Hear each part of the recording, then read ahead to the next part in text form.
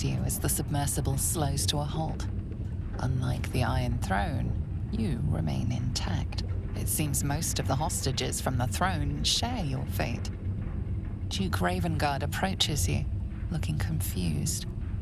He's tadpoled, but under my protection now, just like you. His mind is his own again. I'm free.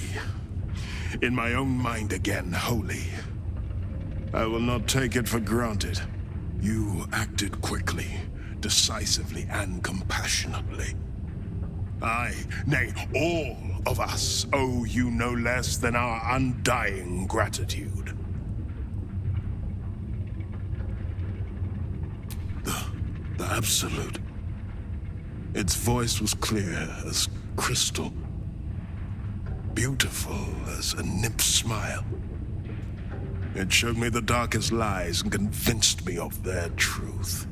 To be free is like knowing the sun's warmth on my face for the first time.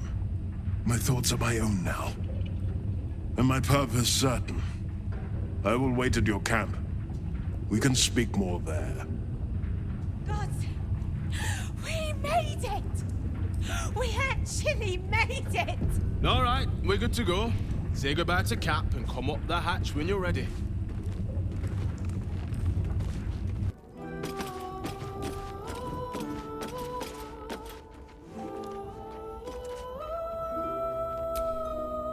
First you cleave my heart in twain, now you shatter it to pieces.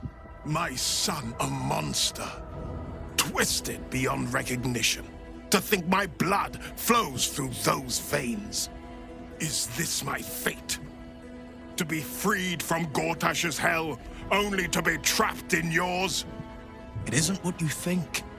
It never was. You turned your back on me, on your city, to chase the she-devil and her power. She stinks up the place even now. It is exactly what I think.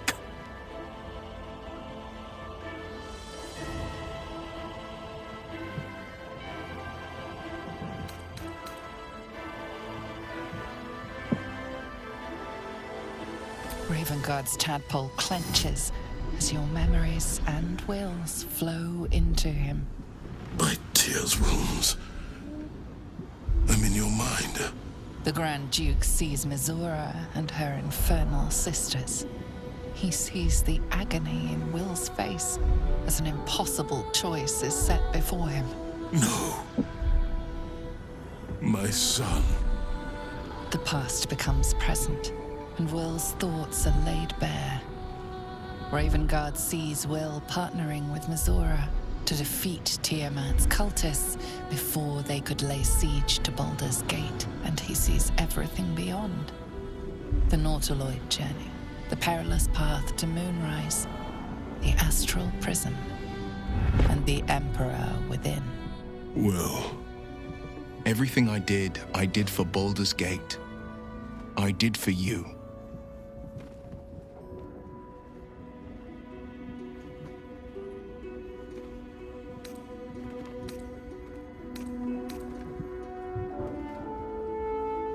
My son, you sold your soul to save Baldur's Gate, and I cast you out for it. You gave yourself to the Hell's eternal fires so I might walk free. By the gods, can you ever forgive me? There's nothing to forgive. You wanted to protect the city. I only ever wanted the same. You are a better man than most, and a better son than I deserve. I'll yet make amends, but my duty is first and foremost to the city and its people. There's something I must ask of you. Before I was captured, I was on a mission. Returning from Elturel, I discovered the plans of the Absolutists. I immediately realized the city couldn't defend itself against such an army. I didn't despair, because the city has a secret guardian, a worm that sleeps beneath. He can be called upon in times of great need. This is such a time. You've been trained in the ways of the great champions and proven to be one of them. The worm will answer your call. You must seek him out.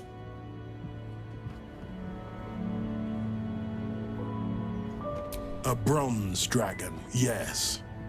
He sleeps beneath us even now, awaiting a hero to rouse him. The worm goes by many names. Ansur, the waiting storm, the heart of the gate. He promised Baldur he'd protect the city if ever its existence was threatened, but just the once. Since then, the city has faced countless threats, but we always overcame. There was never a need to call on the worm.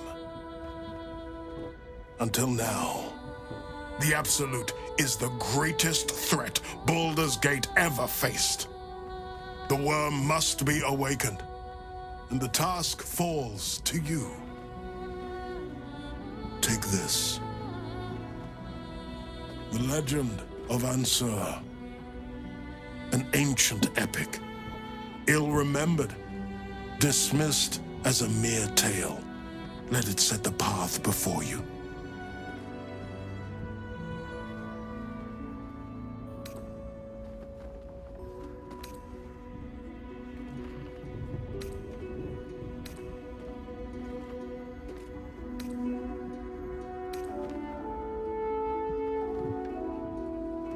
Thank you. And may the city know the truth of my only son. Pride of Ravengard. Pride of Baldur's Gate.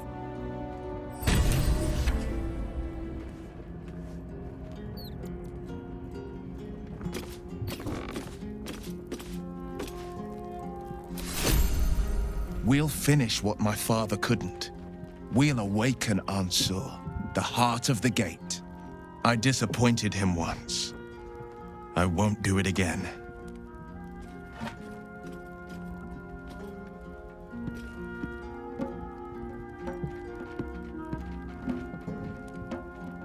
I do, and so does my father.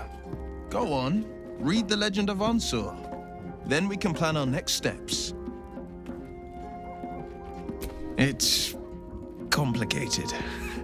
There's the joy of reconciliation, the relief of forgiveness, and the anxiety of new expectation.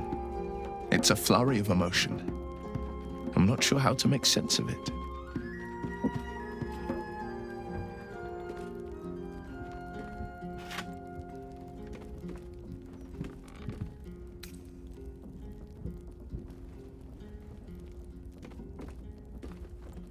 Relief. My last 7 years have been defined by the secrets I carried. I feel light as a feather now that I've shed them. When I left the city, my father saw only a boy carrying the stench of the hells. Now, he sees the man I made of myself. Once all this is ended, once we've crushed the brain and freed the people, I could once more call Baldur's Gate home. Whether I return there, well, only time will tell.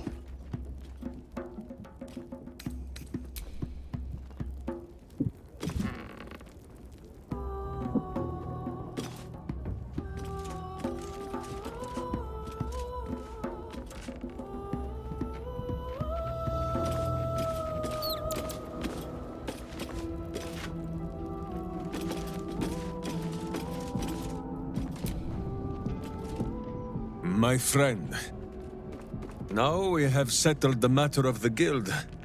I fear there is something I must tell you. You and Boo both.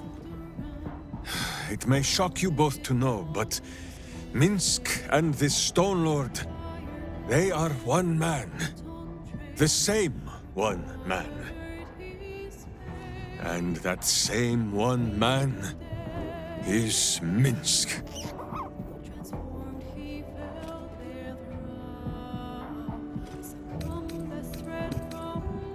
Minsk does not blame Minsk.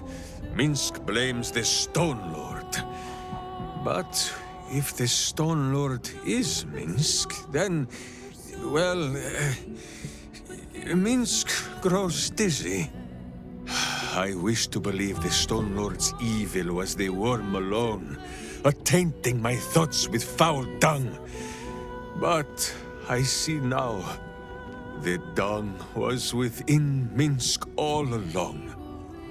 So I wonder, if Minsk can be a villain, and Nine Fingers a hero, must it be so with all creatures? Is there good and evil within us all? Boo calls this nonsense. Less thinking of bad thoughts, says he, and more breaking of bad bones.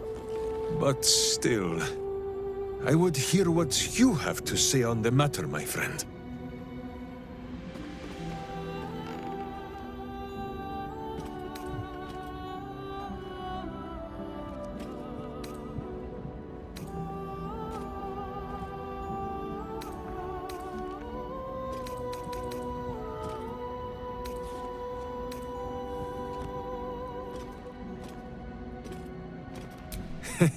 It is strange. A worm sits within my skull, twisting my thoughts. But it is you that have made Minsk see the world anew. You, my friend, are the true parasite. There is good and evil in all. Let us go crack villainous skulls, so that the virtue might leak free. Yes, Boo. I am becoming something of a philosophizer.